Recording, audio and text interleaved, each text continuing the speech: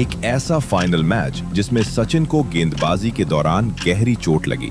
वहीं दूसरी तरफ दादा ने लिया टीम के अपमान का बदला और दे डाली खुलेआम अंपायर तक को धमकी। उनके डर से खिलाड़ी थर थर कांपते हुए मैदान छोड़ने को तैयार हो गए। तो वहीं मैच का अंत ऐसा हुआ जो किसी ने सपने में भी नहीं सोचा था। साल 2002 में भारत और श्रीलंका के बीच आई सीसी चैंपियंस ट्रॉफी का फाइनल मुकाबला खेला जाना था। श्रीलंका के कप्तान सनथ जयसूर्या ने टॉस जीता और पहले बल्लेबाजी करने का फैसला किया, लेकिन जहीर खान ने पहली ही गेंद पर जयसूर्या को क्लीन बोल्ड करके श्रीलंका को बहुत बड़ा झटका दे दिया। जयसूर्या बिना कोई रन बनाए पवेलियन लौट चुके थे।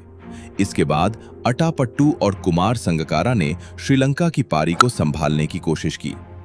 दोनों भारतीय गेंदबाजों को संभल कर खेल रहे थे, लेकिन अजीत अगरकर ने अटापट्टू को आउट करके श्रीलंका को दूसरा बड़ा झटका दे दिया। अब मैदान पर आए अरविंद डी सिल्वा और आते ही उन्होंने अपना आक्रामक अंदाज दिखाना शुरू कर दिया। 10वें ओवर में डी सिल्वा ने अगरकर को निशाने पर लिया। पहली गेंद पर चौका, दूसरी गेंद पर चौका और फिर लगातार बाउंड्री। देखते ही देखते अगरकर के उस ओवर में डी सिल्वा ने 5 चौके जड़ दिए। भारतीय टीम के लिए यह बड़ा झटका था। अगले ही ओवर में डी सिल्वा ने हरभजन सिंह को भी चौका लगा दिया।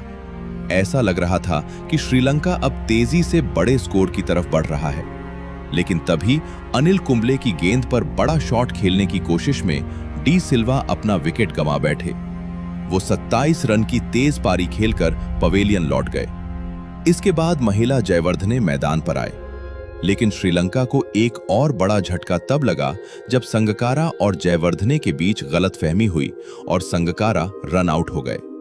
16.3 ओवर के बाद श्रीलंका का स्कोर 71 रन पर 4 विकेट था।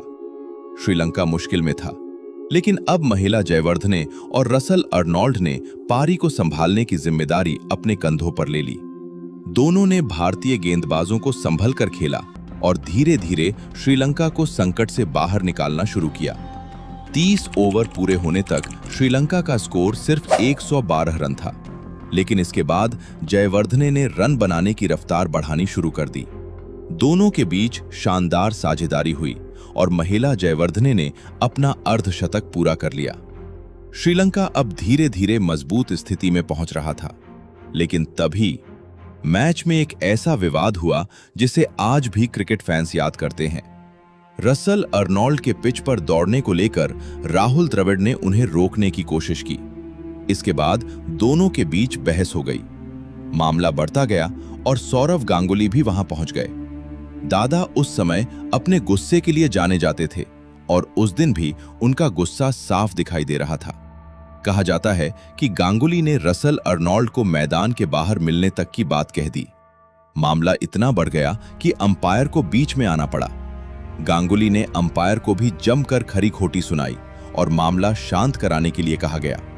कुछ देर बाद विवाद तो शांत हो गया, लेकिन मैच का माहौल पूरी तरह बदल चुका था और इसी के बाद मैदान पर एक और बड़ा पल देखने को मिला।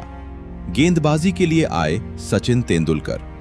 सचिन की गेंद पर बल्लेबाज ने शॉट खेला और कैच पकड़ने की कोशिश में सचिन जमीन पर गिर पड़े। इसी दौरान उनके पेट में चोट लग गई। दर्द इतना ज्यादा था कि सचिन के लिए खड़ा होना भी मुश्किल हो रहा था, लेकिन सचिन ने मैदान छोड़ना स्वीकार नहीं किया। वो दर्द के बावजूद गेंदबाजी करते रहे। भारतीय टीम के लिए यह चिंता की बात थी, लेकिन भारतीय गेंदबाज भी अब पूरी ताकत से गेंदबाजी कर रहे थे। कुछ समय तक श्रीलंकाई बल्लेबाज एक रन के लिए संघर्ष करते रहे, लेकिन 43वें ओवर में महिला जयवर्धने ने सचिन पर हमला किया और लगातार 2 चौके लगा दिए। जयवर्धने और अर्नोल्ड के बीच 100 रनों की साझेदारी पूरी हो गई। अब श्रीलंका आखिरी ओवरों में तेजी से रन बना रहा था, लेकिन तभी सौरव गांगुली ने महिला जयवर्धने का कैच पकड़कर उनकी शानदार पारी का अंत कर दिया। जयवर्धने 77 रन बनाकर आउट हुए। इसके बाद उपुल चंदना मैदान पर आए, लेकिन हरभजन सिंह की गेंद पर मोहम्मद कैफ ने शानदार कैच पकड़कर उन्हें भी पवेलियन भेज दिया। उस दौर में भारतीय टीम की फील्डिंग को लेकर काफी सवाल उठते थे, लेकिन मोहम्मद कैफ अपनी शानदार फील्डिंग के लिए अलग पहचान बना चुके थे। अब श्रीलंका के पास आखिरी ओवरों में बड़े रन बनाने का मौका था। रसल अर्नल्ड क्रीज पर टिके हुए थे और उनका साथ चमिंडा वॉज दे रहे थे। चमिंडा वॉज ने सिर्फ 7 गेंदों में 14 रन बनाकर श्रीलंका के स्कोर को तेजी से आगे बढ़ाया, लेकिन जहीर खान ने आखिरी ओवर में उन्हें आउट कर दिया। रसल अर्नोल्ड 49 रन पर पहुंच चुके थे। उन्होंने जहीर की 5वीं गेंद पर शानदार चौका लगाया, लेकिन आखिरी गेंद पर सिर्फ 1 रन ही बना सके और इस तरह श्रीलंका ने 50 ओवर में 7 विकेट खोकर 222 रन बना लिए। भारत की तरफ से जहीर खान ने शानदार गेंदबाजी करते हुए 3 विकेट हासिल किए। अब भारत के सामने था 223 रनों का लक्ष्य। भारत की तरफ से वीरेंद्र सहवाग और दिनेश मोंगिया पारी की शुरुआत करने मैदान पर आए। दूसरे ओवर की दूसरी गेंद पर सहवाग ने पहला चौका लगाया, लेकिन श्रीलंकाई गेंदबाज लगातार दबाव बनाए हुए थे। दिनेश मोंगिया इस दबाव को ज्यादा देर तक नहीं झेल पाए और तीसरे ओवर में बिना कोई रन बनाए आउट हो गए। अब भारतीय फैंस की उम्मीदें सचिन तेंदुलकर और वीरेंद्र सहवाग पर टिक गईं। सचिन क्रीज पर आए, लेकिन पहली ही गेंद पर उनके खिलाफ जोरदार अपील हुई। अंपायर ने अपील को नकार दिया। रिप्ले में मामला बेहद करीबी दिखाई दिया। अगली ही गेंद पर सचिन ने चमिंडा वास को चौका लगाकर जवाब देने की कोशिश की, लेकिन आज भारतीय बल्लेबाजों के लिए रन बनाना आसान नहीं था। 5 ओवर के बाद भारत का स्कोर सिर्फ 17 रन था और 7 ओवर के बाद भारत 27 रन तक ही पहुंच पाया था। श्रीलंका मैच पर पूरी तरह हावी दिखाई दे रहा था। हर गेंद के साथ भारतीय फैंस की धड़कनें बढ़ रही थीं, क्योंकि ऐसा लग रहा था कि किसी भी गेंद पर भारत का विकेट गिर सकता है। लेकिन तभी आसमान ने करवट बदली। मैदान पर बारिश शुरू हो गई। शुरुआत में बारिश हल्की थी, लेकिन देखते ही देखते ये इतनी तेज हो गई कि मैच को रोकना पड़ा। अब सवाल सिर्फ इतना था कि क्या मैच दोबारा शुरू होगा। अगर मैच दोबारा शुरू नहीं होता तो फाइनल का फैसला करना बेहद मुश्किल था। श्रीलंकाई कप्तान जयसूर्या के चेहरे पर निराशा साफ दिखाई दे रही थी, क्योंकि श्रीलंका मैच में मजबूत स्थिति में था। वहीं भारत के लिए उम्मीद की सबसे बड़ी वजह क्रीज पर मौजूद सचिन और सहवाग की जोड़ी थी।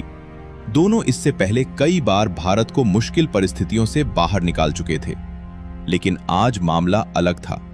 बारिश रुकने का नाम नहीं ले रही थी। समय निकलता गया और मैच शुरू होने की उम्मीद कम होती चली गई। आखिरकार फाइनल का फैसला मैदान पर नहीं हो सका। मैच का नतीजा नहीं निकल पाया और ट्रॉफी दोनों टीमों के बीच साझा कर दी गई। यानी जिस फाइनल में एक तरफ सौरव गांगुली का गुस्सा देखने को मिला, जहां सचिन तेंदुलकर चोट के बावजूद मैदान पर डटे रहे, जहां भारत और श्रीलंका के बीच रोमांच अपने चरम पर था, उस फाइनल का अंत किसी जीत या हार से नहीं हुआ।